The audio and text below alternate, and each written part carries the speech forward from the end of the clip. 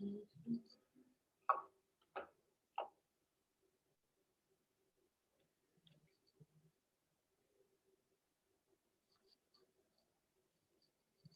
everyone and welcome back.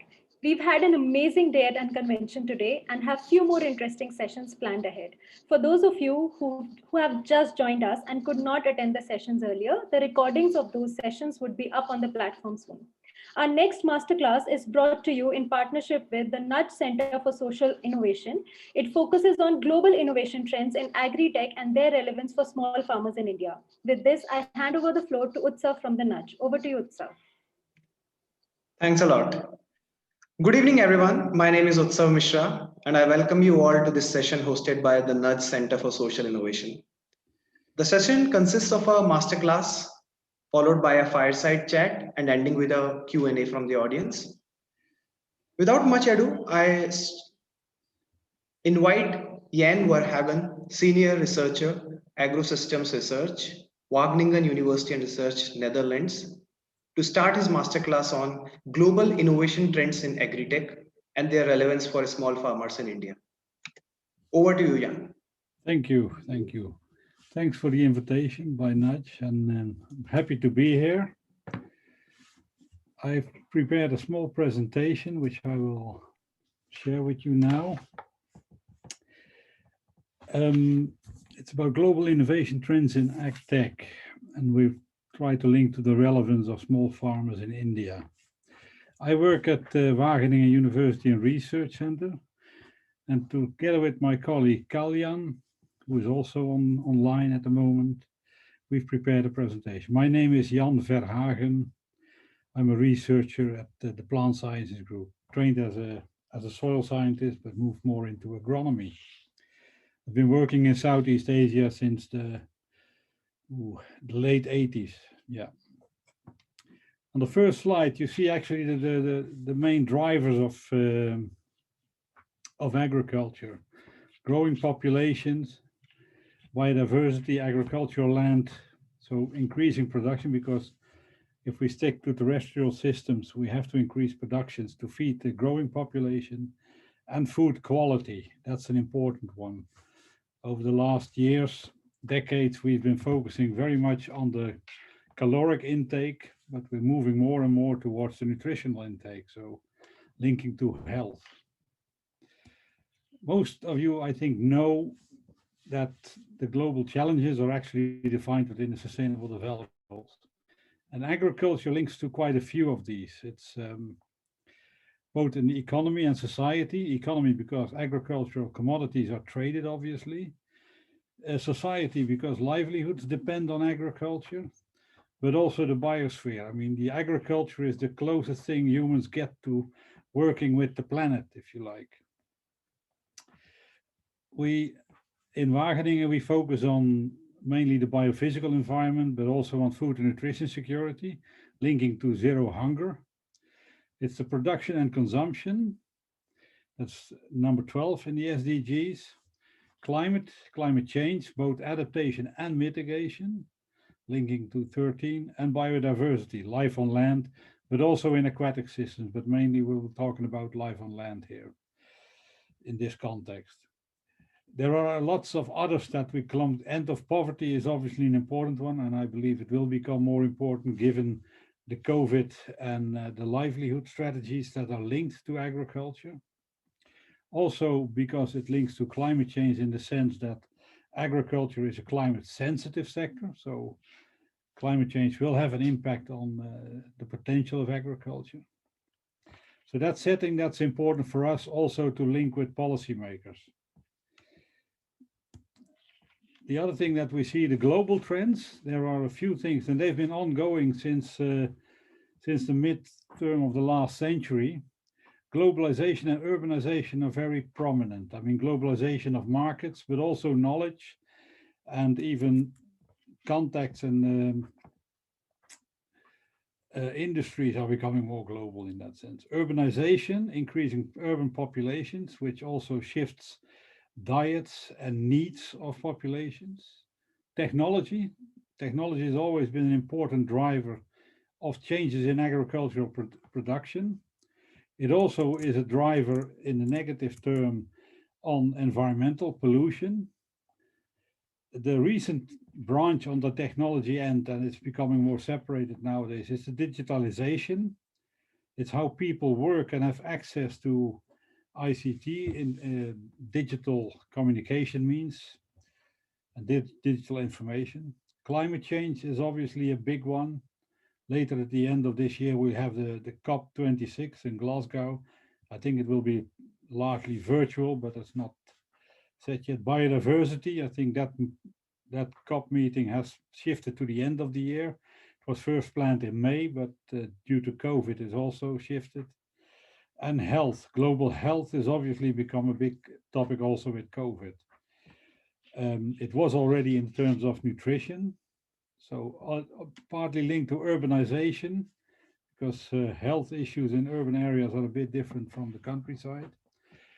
Most of these things translate in agriculture, if you look at production agriculture, into concentration and specialization. What we've seen in most places on the globe, and I think Europe is a very strong example of that, that with time we see concentration of certain types of agriculture. So we see concentrations of dairy, concentrations of high-end horticulture, greenhouses, and we see concentrations of large urban area, large rural areas producing wheat in certain continents. So that is an important thing. It also drives technology and knowledge, because that's an important one. Once you have a group of farmers that is really linked to a certain process, you also have the idea of moving forward together. Sustainability has come into place in linkage with the environmental concerns, sustainability in terms of equity, and innovation linking to technology. I will go a bit faster because I think I'm taking too much time. Sorry, guys. Recent debate is about the post-COVID. We're not there yet, so it might take another year before we are there on the post-COVID agenda. Do we have to go green? I think that's a choice. For the SDGs, it might be a very good thing to do, but I think that the end of poverty and jobs and income will become more and more important given the changes that we see in our economies. And we can rebuild via green transition. So that should be linked to jobs and income, and that's not always easy. In agriculture, it then links also to the capacity and skills of farmers. To finance, it's the availability, but also the access, information and knowledge. We do know a lot. There are a lot of good institutes in the world, some of them in India, some of them in Africa, some of them in Europe. And we do have a large pool of knowledge that we can actually apply already. And that also translates into technology. So at the end of the day, you want to have the capacity and skills also linked to what you want to do with agriculture. You can do things a bit different. So change the way you irrigate, become more water use efficient, or do completely new things. You have the indoor agriculture. So the different things, different steps you can make in your transition. I think it is important to realize that the skills and capacity also link to technology. That's why education, vocational training is a critical thing in the Dutch agricultural sector. We also see it in Vietnam and Indonesia. Learning young farmers how to move on with technology and how to apply technology and also improve technology. Because some of the farmers are entrepreneurs. They do have a setting in how they can operate. Conceptually, we work with the food system, and there we have socioeconomic drivers, that's your institutes, your markets. We have environmental drivers, that's where you are. And then you've got the food system activity that links the production to the consumption. And that's a critical element, because at the end of the day, you want it to be used as either a food or another stuff. You have the food, feed, fuel paradigm here. The social economic drivers, you want to look at jobs and incomes as an outcome of your food system. And you want to look at services and goods in the environmental context. So There should be payments for that. And that's also where business services come in. There could be seeds, there could be agrochemicals, there could be finance linked to these business services that feed into the food supply system, including agricultural production. And this is where smallholders are located, and they don't always have equitable access to these systems. So these farmers are a bit sort of trapped in their own system. So that's the subsistence agriculture. Once you're linked to a value chain, you might improve your position. And that's a bit of the paradigm we had over the last years, but you have to work on it, either by the enabling environment, that's unlocking science and technology, or even having your policies be more pro-poor. And the other end is the business services, provide farmers with business services. Access to seeds, finance is all critically important. I will skip this because I just said this. Challenges of small farmers, it's not, that's not new. It's a livelihood, it's an income challenge in a way. It's also access and entitlement to services and enabling environments. So how can you access this? And policies do make a difference there. You have pro-poor policies that actually can sort of leverage farmers. So the political dynamics is important. It's also worthwhile to understand your position in the value chain, because 9 out of 10 farmers are takers of money. In fact, they have no negotiation power. And environmental change is something that farmers will have to deal with, as I said, because it will change their potential to produce and to improve production. Actually, the on-farm investments might not give the return they would otherwise have had. So there is a sort of a downside to climate change. Some areas it might actually improve. Again, pro-farm policies, access to finance and de-risk investments. A lot of the investments, loans, etc., that farmers, if they have access to it, also small farmers, the risk lies at the farmer, not somewhere else. Horizontal integration in the value chain, that you actually become stronger as a group of farmers. Mobilization of farmers and combining farmers is a very important thing. And access to information and education. So that is something I've already mentioned, and it's often forgotten. I mean, I work at the University and Research Center, which is more at the high end of the educational bar, but at the end of the day, we do want to have impact to what we're doing, and the impact is in the field. If we now move to technology, we've seen financial services. I'll get some examples passing by later. After this slide, I will move into financial services. They become more accessible with increased technology, communication technology, smartphones, or just simple phones, text messages. They can all help. The same with market information and extension services, linking to the value chain. A lot of the breeders, they provide information on how to deal with pests and diseases to farmers, and they can be very specific. Also, market information, prices, etc., is valuable for farmers to know, even smallholder farmers. Linking to extension, we also have the environmental information, weather and pest and disease management, linking to the primary production. Weather might be about planting, but also about applying certain types of agrochemicals, be it fertilizer or a pesticide. Mechanization, I've talked about seeds already. Mechanization has always been an important one. In the indoor agriculture, we move more towards robotization. So that's another step in your technology. So from tractors, you go to self-driving tractors in that sense. So it's more a robot takes over, even harvesting, which has implications for jobs and incomes.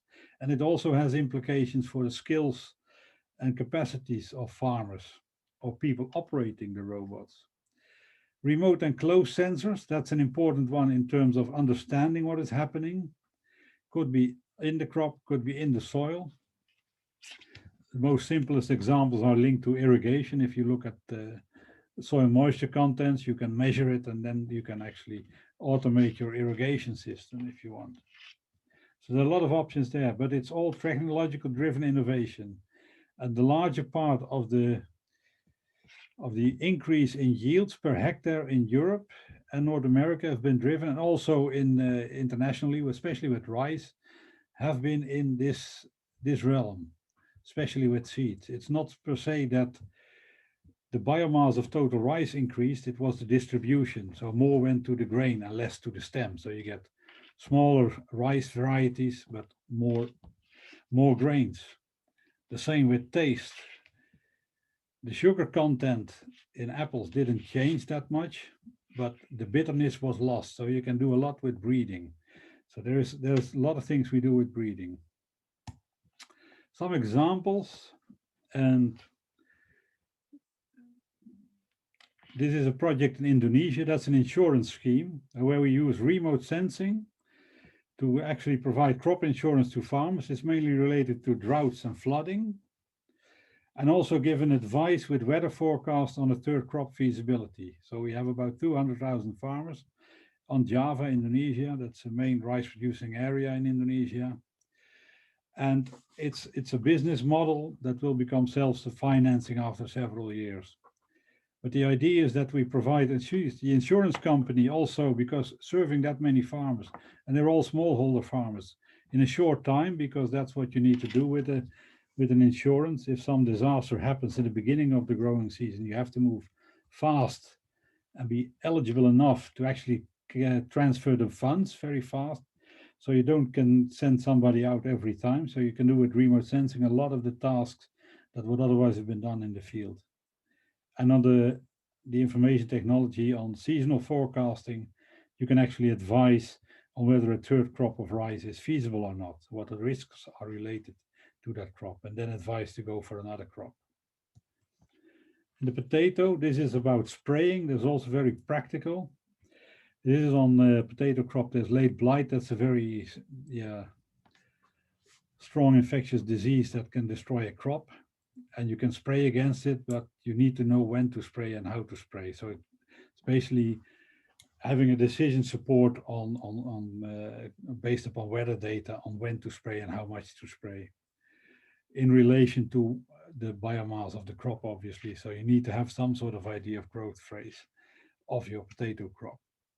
So these are things that are already becoming more and more common, but also further in the value chain, because the farmers, when they sell their products, they want to have it brought to the consumer at the end of the day and go actually have this added value and get the benefits from selling their products.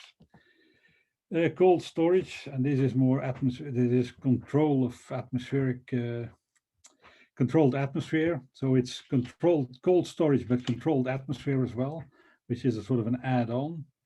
This is a loan from the World Bank.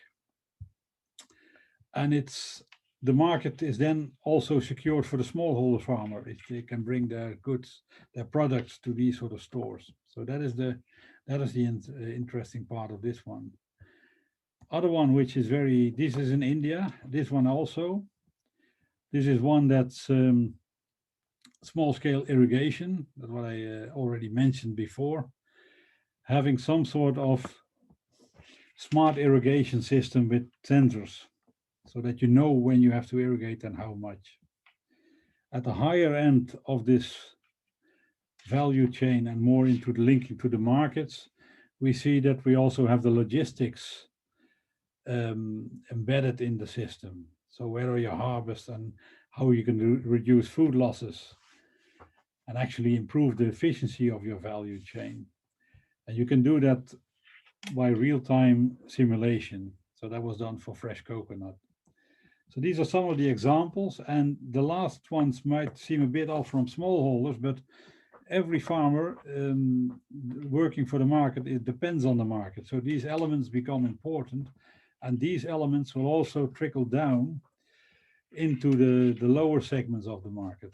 So at the end of the day, a GPS on a phone is not a novelty anymore, as it was 15, 20 years ago.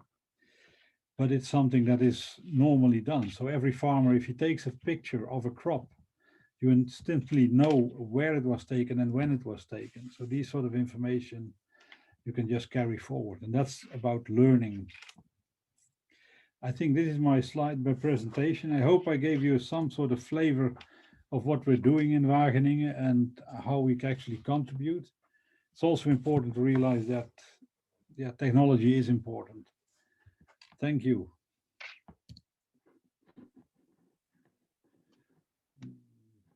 Thanks a lot, Jan, for an insightful session. I'm sure that it will provide an impetus to agri entrepreneurs in the audience to understand global trends and their application to Indian agriculture.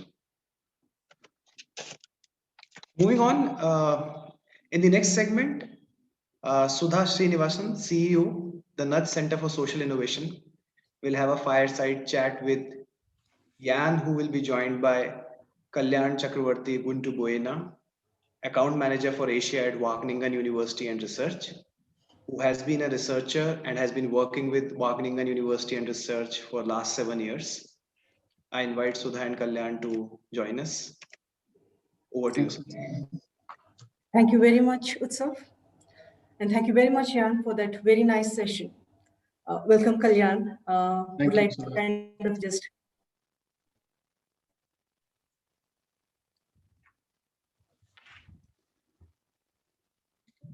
bit of a technical hitch there, I guess, with the connection.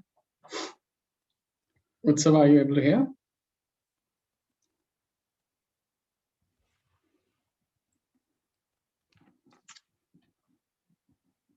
No, I can hear you, but that's, yeah, some connection issue, I guess.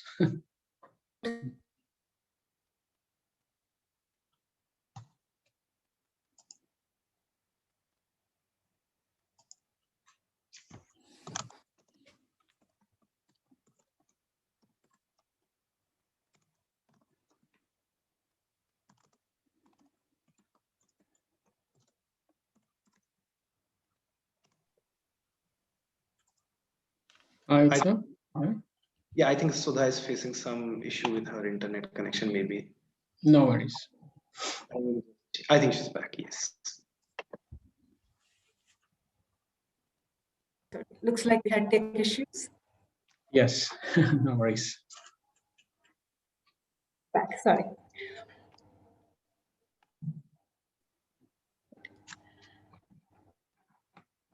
So let's kind of get it started without wasting more time. Sure. Very quickly to summarize Jan's key messages. It was nice to see the shift on in the focus on livelihoods going beyond serving the food security needs of the planet, the need for more pro-poor policies, and also extending the farmer's role in the value chain going beyond primary production. Kalyan, let me direct the first question to you. In a country that is at 86+% farm holding being with small and marginal farmers, and that's a number that kind of increases 5 to 6% every 5 years. So I would expect in 2020, it's crossing 90%. There is a very unique environment in which we operate. Would love to understand your perspectives on agriculture in India, given that farm holding is in such a small land holding pattern. Over to you. Sure, Sudha. It's a very macro question that you asked, but I can take your attention to two major global trends, which I think is going to impact Indian farmers or any farmers for that matter in the world we live today. And I'd like to take your attention to these trends with respect to what is happening on the supply side or the production end, and the other major trend which is happening or shaping agriculture because of what is happening on the consumption side or the demand side. So starting with the supply side, I think the most disruptive force or impact on agriculture is being felt because of climate change. We are seeing increased manifestation of climate change, especially through dry spells, which is becoming more and more frequent if you see in the last 2 decades. Now, especially for India, where majority of our production, about 2/3 of the cultivated land and half of the crop production, about 40-45% of the crop production is actually coming from rain-fed agriculture. So climate change can really play havoc with the hundreds of millions of farmers and their dependents, dependent on rain-fed agriculture. And it can also impact food security. As I said, up to 40% of food production is dependent on rain-fed agriculture in India. So if this is not addressed through appropriate climate-smart technologies and practices, be it adaptive water management, for instance, or other climate-smart technologies, Wageningen has a dedicated program on climate smart agriculture.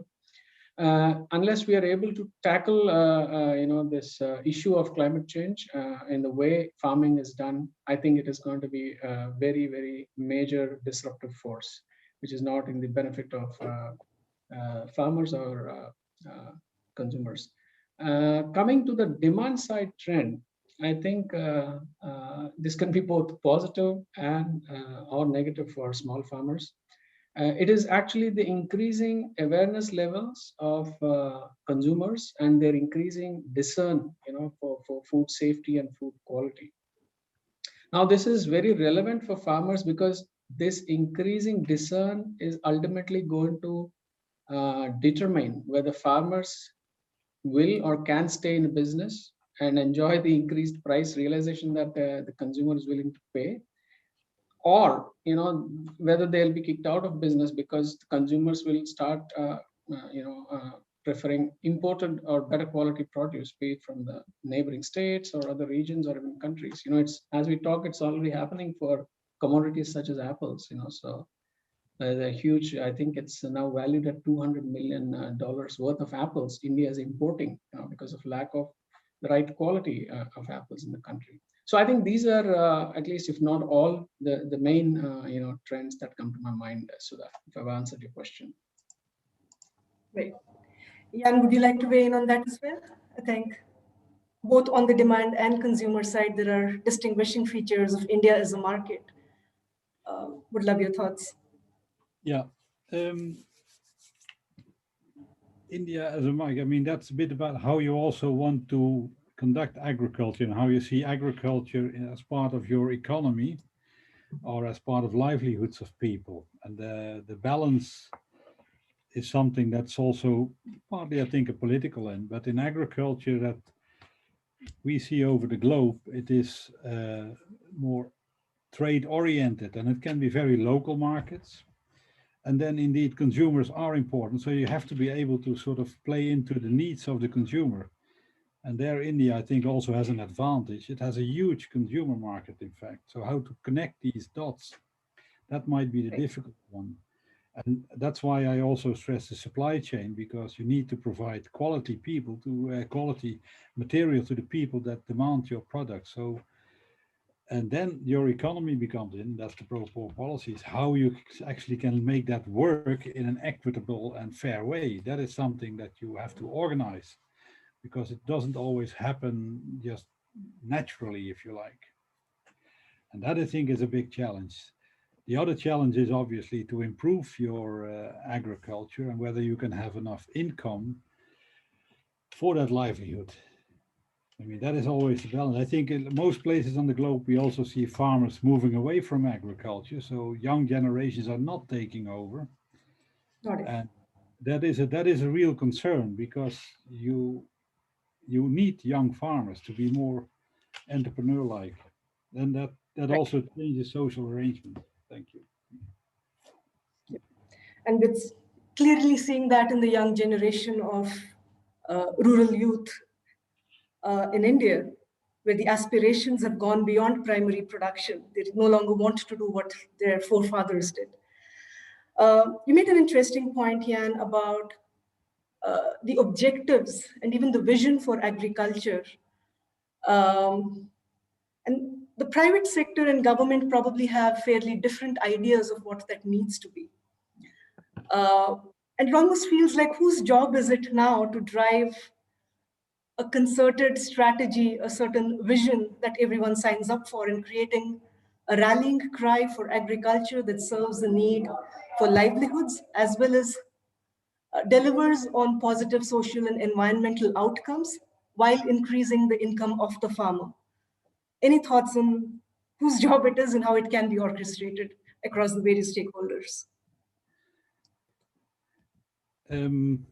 Yes, I do have ideas, but it always turns out to be a bit more political than I want it to be. But it's partly it is a choice, because the private sector has a mandate also, and also an obligation to make money, to have via their activity. And the government's role is more to take care of people and see that the country is left in a good shape after the generation has moved on. So there is a joint responsibility in the fact that companies also want to have their customers keep buying their produce, and they're more and more linked to each other because we see a strong move into consumers, into taking care of the land and also the production. That's a sustainable production. So it's not only healthy food they want, but also want to have it produced in a sustainable manner. And more, it also becomes in an equitable manner. So how do you treat your employees, for instance? That is an important thing. So I think that the consumer there is an important one, and companies listen to that. This is a very slow process, so it's not going to happen overnight. The other thing is obviously that governments have to put in place policies to safeguard this process, because it doesn't come natural. The self-cleansing process is not always there. So you need to have some sort of system that will help also the weaker in getting up and leading their own life, taking their control of their own life. So that would be my comment on this. And technology can help. I mean, that's, I think so. Kalyan, perhaps? I'm not, do we have time? Kalyan, would you like to weigh in?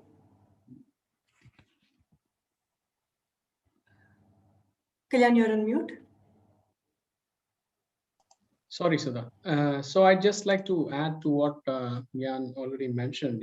I think on the surface, it seems that there is no alignment of vision or, ultimate goal in terms of what the private sector wants vis-a-vis the government sector. Because, on the one hand, the government is always focused on agriculture, for attaining their big picture goals like, food security, poverty alleviation, because it's a rural phenomenon, and I think it's more than 80% of poverty is actually in the rural India.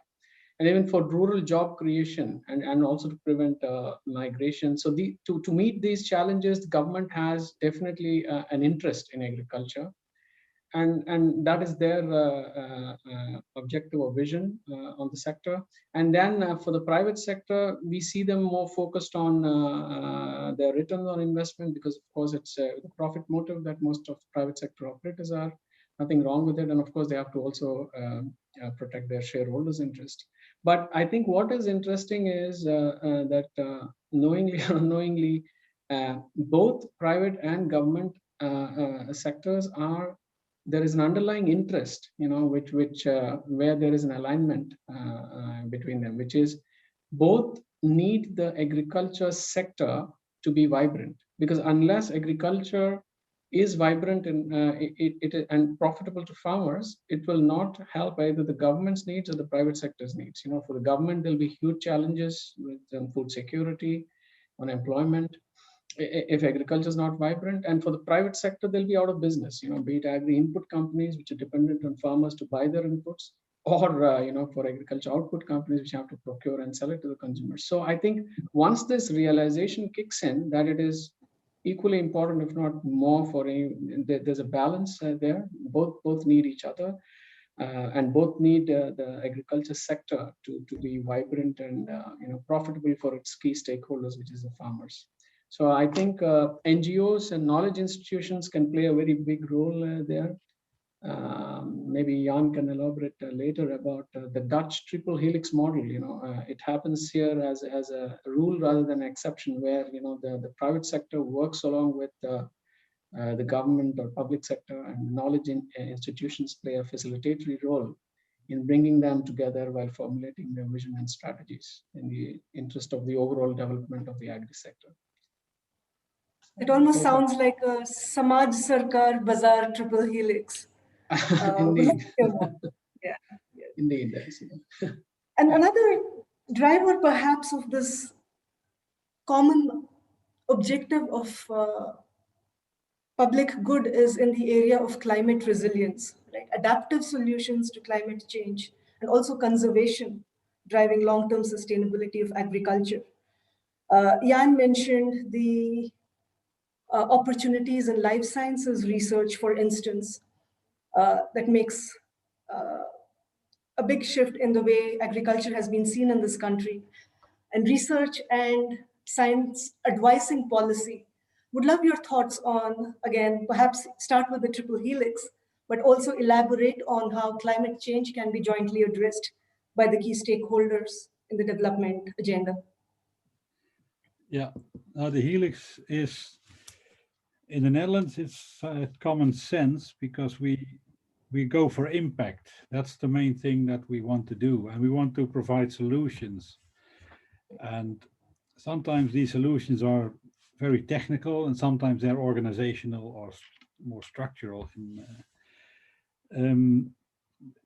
The Wageningen is an engineering, has an engineering background, so we analyze and we build solutions.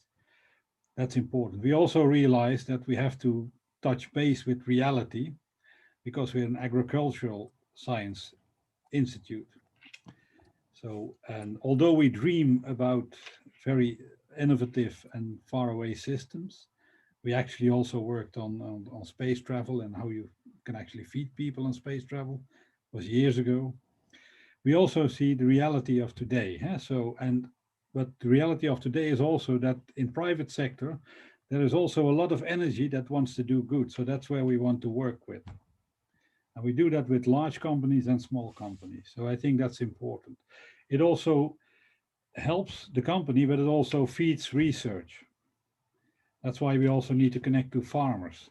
That's the triple heat. We want to learn from others, not only what the problems are, but also what their solutions are, because sometimes farmers and local groups have solutions. So that's how it feeds into each other. So the helix is a bit complex, but if you do it properly and you have commitment and trust, you can actually gain on all sides. So I think that for me, that's the most important sort of double win, if you like. And I normally don't believe in double wins, but in this corporations type, I do believe in these wins.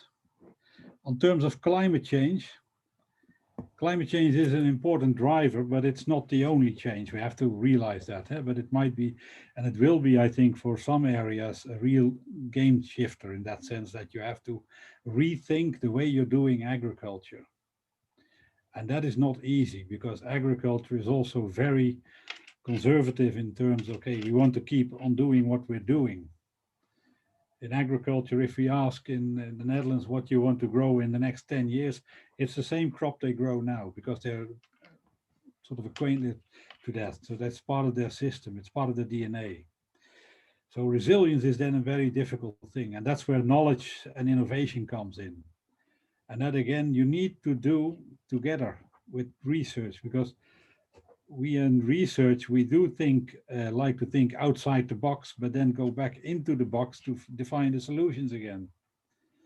And how it works out, you need to figure out in the field. So we have all this cascading part, doing research, going into the field, trying to implement it, learn from the implementation, and we learn with the farmers also on these implementations. So that is how we do it. And for instance, saline water intrusion is a big issue, also in the Netherlands, but also in a lot of delta areas, also in Africa, Asia, wherever you go, you find these problems. So how can you cope with that? With water management, crop breeding, or tillage practices, there are different ways of working on these solutions, but you always have to tailor them. So that is something we do. So I think that is important to realize that farmers are not alone, they're not isolated, they should connect to these larger pictures and larger processes. And at the end of the day, if there's climate, they need to have a job and an income at least for their livelihood. That is, if that's out of the question, then you have a different thing. That's the other no-brainer is what we do in education. Actually, education is the most liberating thing you can give to people, I think, because it also helps them to provide their own sort of livelihoods in different ways. We actually, I mean, in the Netherlands, we have a large green education system, and not everybody works in agriculture at the end of the day, but somehow there's a lot of economic activity linked to agriculture that helps also. And that is, I leave it at that. Sorry, I'm taking... Yes. Kalyan, you made a comment earlier on the discerning consumer changing a few things. Would you like to kind of comment on Jan's observation that crop selection doesn't change as much? There's an active resistance to change on the production side, but could that be influenced by consumer behavior? What are your thoughts? You're asking me the question? Muted again. Yeah. Yes. Sorry, Jan, you're saying something. No. Good. Go. Yeah. Yeah. So to answer your question, I think ultimately it is not the choice of the farmer, but if he has to be in business, I think I already mentioned it earlier. There should be a consumer orientation ultimately, because today, if you see in a country like India, which is dominated by small farmers, it's quite unfortunate that the driver of agriculture is what is happening in the trade. It's in a very supply-driven situation, because for most small farmers, it is the village level middleman or the commission agent who is still the customer. And of course, it is a very largely unorganized and opaque trade where nothing is transparent. The only thing that the farmer knows is that last year, his arti or the commission agent gave him a price for his produce, and his neighbors are growing something, so he's continuing to grow the same. So I think, and the traders are also unfortunately not connected to the demand side. They are not really knowing what the customer wants in terms of quality. And even if they know ultimately how much price the customer wants to pay for end consumer wants to pay for high quality, they're not going to share that information with the farmer. So this supply-driven situation where the short-term business objectives of middlemen is paramount, is dictating the way agriculture should be done in India. And this is not really the case in countries like Netherlands, where there is more integration of the producers with the consumers. So the customer orientation is lacking. So once the farmer knows in terms of what quality and safety protocols he has to follow, so that he's getting a better price realization from the consumer, and if he knows what the consumer really wants to pay, I think that can shift this paradigm and lead us to a demand-driven situation. Still a far cry from a frictionless market. It is a far cry, but I think that is where education and awareness building, that is really needed, and that's where foundations and NGOs can play a very, invaluable role. Sudha. Great. Thank you so much. I think we can now take some audience questions. Sure. Down to the last 15 minutes, and would love to respond to anything that our audience of mostly entrepreneurs that are part of Unconvention have for this panel. Thanks, Sudha. I think we have some questions here. One question is, are we not painting agriculture with too broad a brush? Should we not look at it in smaller segments with different pricing and linkage dynamics? Yeah, I can take that question. I think today one trend which we are seeing even in a country like India, which is dominated by small farmers, still the rural economy, but technology penetration, especially smartphone penetration, is incredible. And I think that gives us the opportunity to move away from blanket recommendations to more tailor-made solutions to individual farmers. So I think the present extension system in India, unfortunately, is more geared towards the conventional blanket recommendation model. So I think there's tremendous opportunities and value that can be unlocked if you can if you can have this tailor-made advice, leveraging on the smartphone penetration. So I agree that we're painting agriculture with a very large brush, but when there are macro questions, you tend to look at the sector and its holistic perspective, not undermining the micro nuances here. Maybe Jan wants to add, but otherwise that's my take on this. Yeah, I understand the question, but it's also very difficult. If you go into detailed segments, you come into true value chains, and then you would have to be very specific and you lose out the larger picture. So that is the That's the balancing act we have to take. So I appreciate the questions. It's difficult for small farmers because a lot of the issues I had in my presentation linking to small farmers are partly well known, huh? And then it's the role of technology how to work on this. But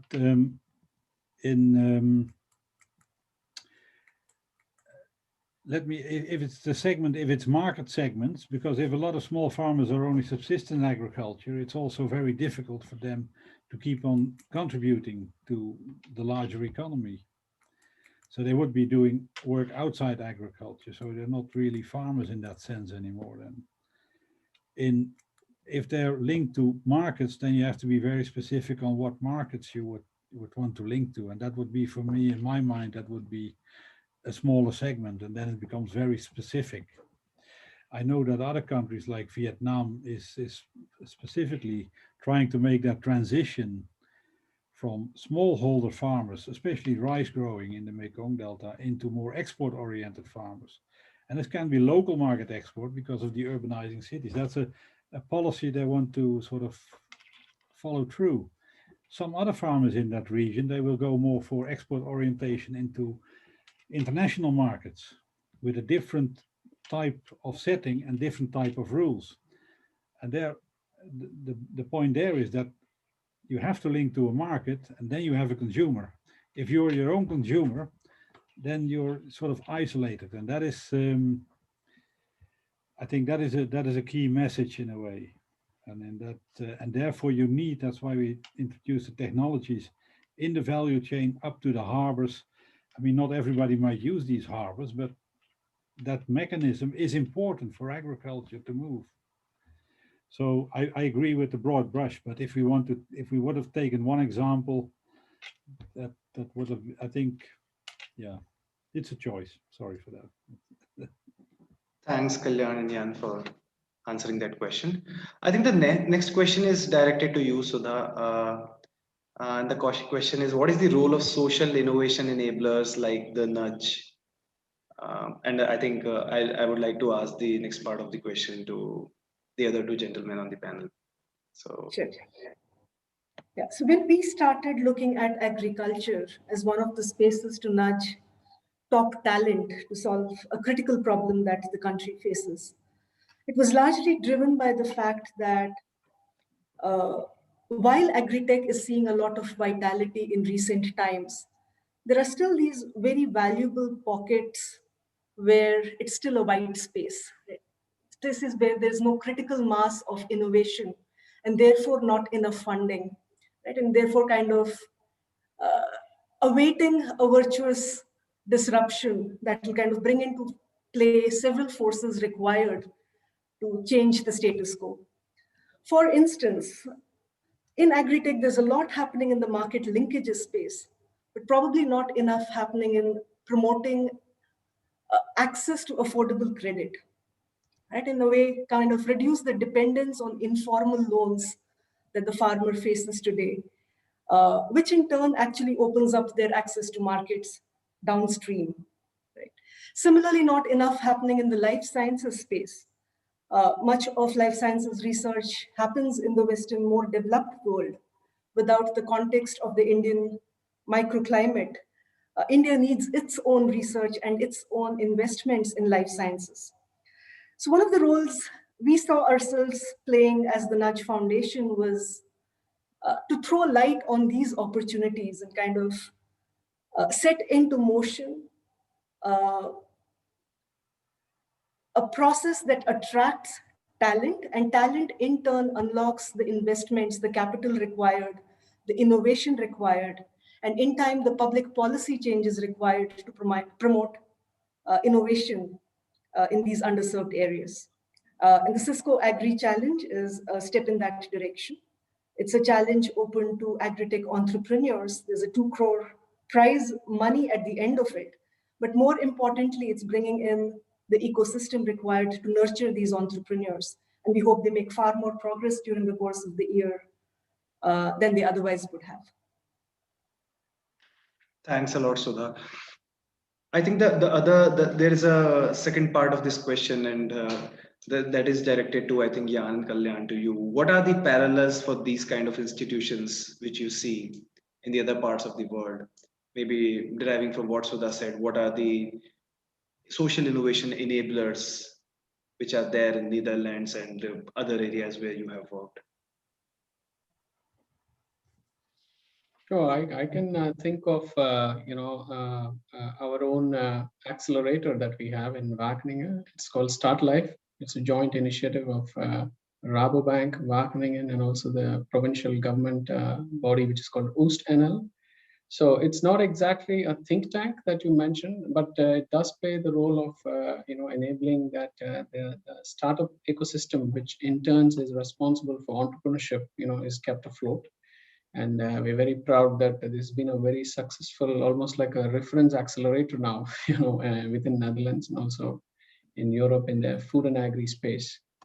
But I think the initiative is definitely needed, a much needed catalyst for facilitating these dialogues, and also to ensure that ultimately there is some concerted efforts, and bridging of the knowledge need gaps.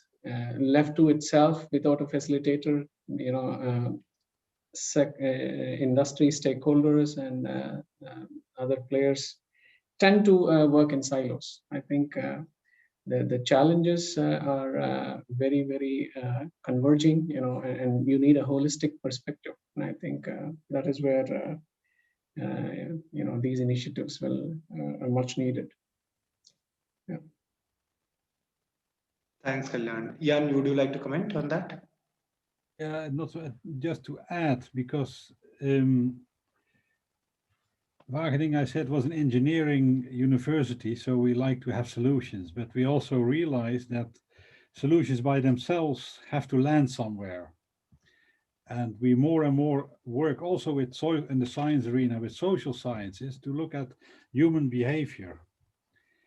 Why do people respond to things differently? That is important. Also in healthy consumption, but also in adopting best practices in agriculture. What we think are best practices, it's not always done by farmers. Low-hanging fruit, doing something and getting a positive, not all farmers do it.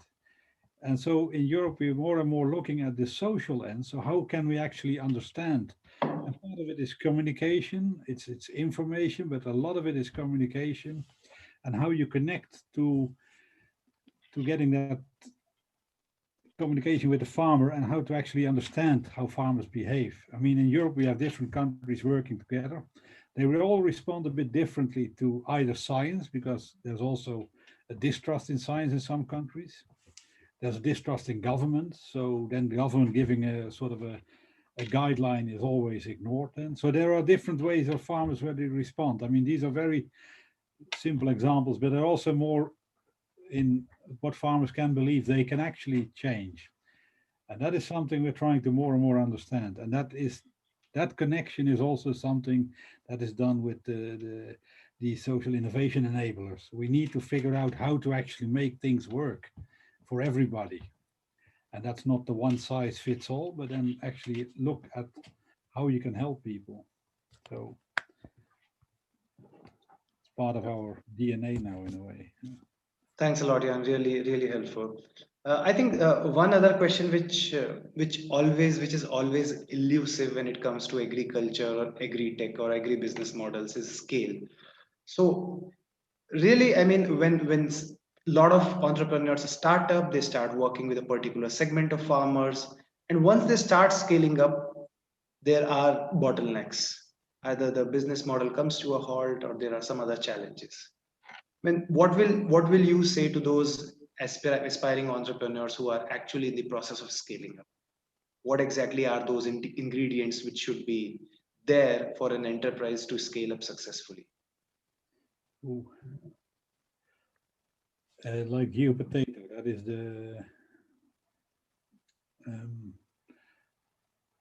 yeah, that's I can't give a straight or sort of a one answer for that. I mean, we are very poor at working with uncertainty and risks and variability.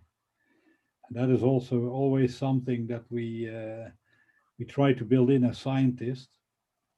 So even a simple biophysical irrigation or soil management type of measures are not always easy to scale up because the data itself is not, there is a support size to the data. So from the science point of view, it's not always easy to scale that up.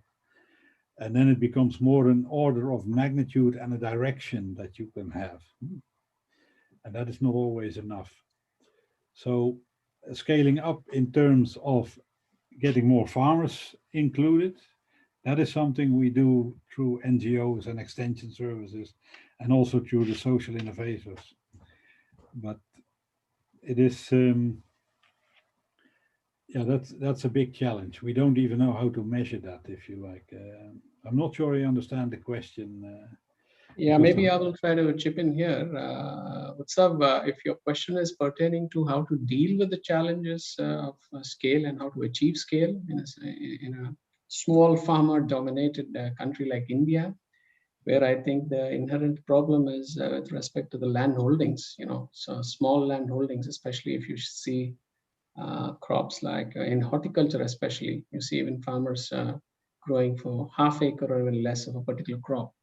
So that in turn is a challenge for other supply chain actors and processors, because for them, the capacity utilization will mean proper capacity utilization would mean that they have to make sure that there is enough supplies and the touch points are running into thousands, so they have to really ensure that the quality is met, the right quality requirement is met, and also that the scheduling of their procurement is also met.